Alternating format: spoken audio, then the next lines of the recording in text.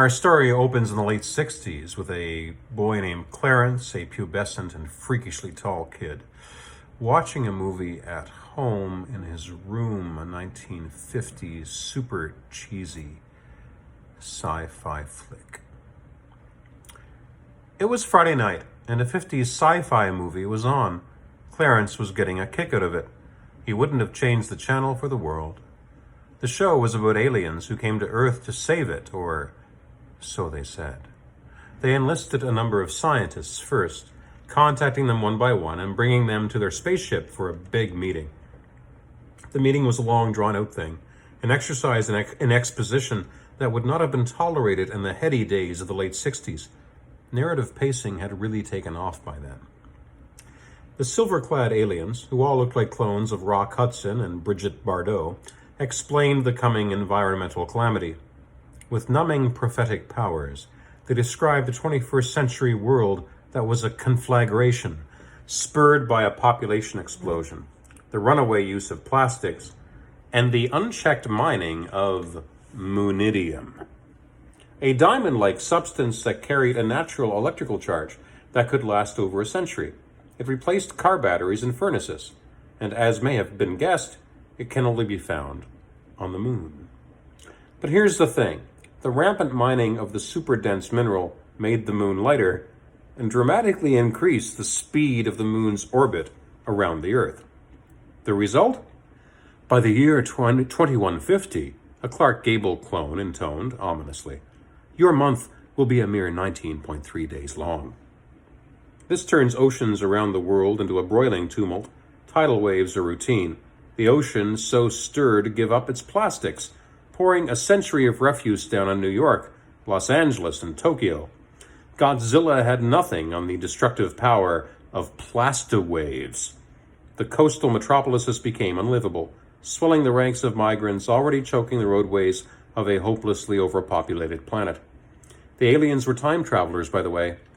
That's how they knew all this stuff. Somewhere during this 12-minute scene, Clarence did the math. He frowned on realizing he would be 94 in the year 2050. The aliens described themselves as Universarians.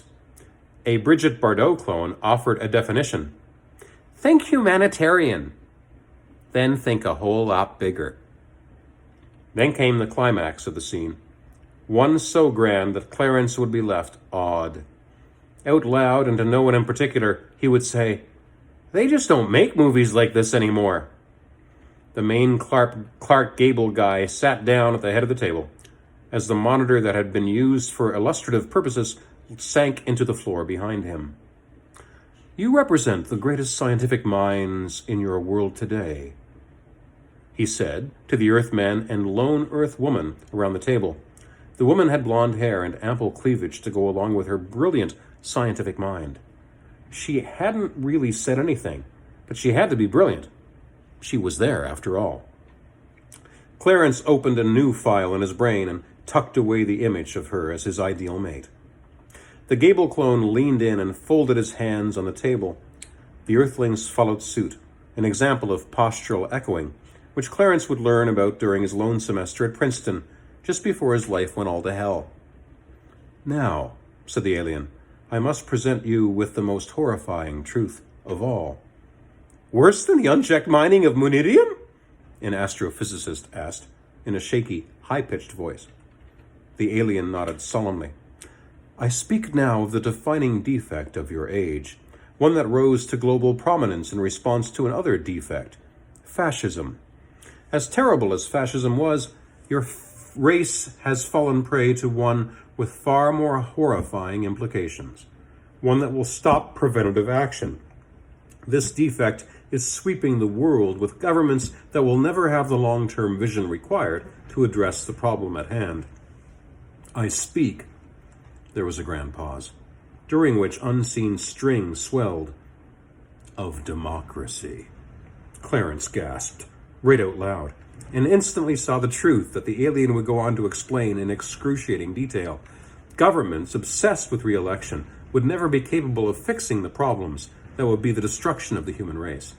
The Universarians were right. We would die on our cradle Earth, and never join the Great League of Species, gloss, which would make us universarians in our own right. Plastics would go unchecked. Moonidium would be mined likewise. The world would be destroyed by governments that were obsessed with making people happy in the short term, as that got those governments reelected. After the meeting, the scientists staggered from the flying saucer, as though they had gotten drunk in there. They gathered in the remote field at night, lit up by the ship's landing lights. The autumn wood was a gnarled and brooding thing behind them. The camera slowly panned in on a Nobel Prize-winning chemist, a skinny, bald man with a goatee. He looked eerily familiar to Clarence, but the boy couldn't quite make the connection the filmmakers had intended, which was to Lenin. Wide-eyed and frantic, with sweat gleaming on his brow, the great chemist intoned his line, one that shook the lad to his core and would one day shake the globe. Only a one-world government led by a fascist environmentalist can save us.